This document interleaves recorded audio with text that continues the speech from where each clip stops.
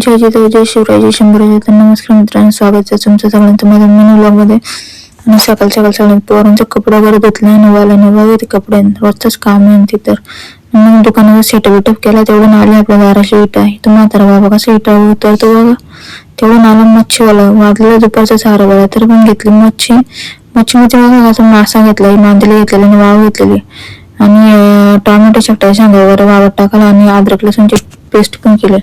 मच्छी सगळी मस्त घेतली, फ्राय करायला मांदेली टाकलेली आणि तशी वावीचा रसा ठेवला.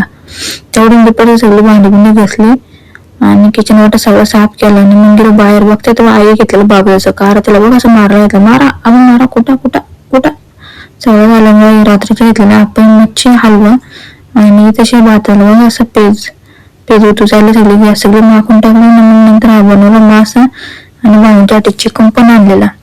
चिकन पण रश्श्याच बनवायला बोललं, जास्त कमी मेहनत नाही हवी. हे रात्रीचे भांडे आपला पसारा नेहमीच आणि तो आवडता बाबूदानी नाकीच नाव आणलेलं. पाय पण गुंडून बसलेला एकटाच बोलला, अरे नाही बाहेर नाही ऐकत तरी पण घेतलं. बसलं होतं चापावर का सगळं झालं होतं. मस्त पैकी किचन वाटा आवरला आणि काम पण झालं आपलं. चला बाय बाय. आजचा मी लगेचच कधी पुढे आपल्या चॅनलवर जाऊन बघा.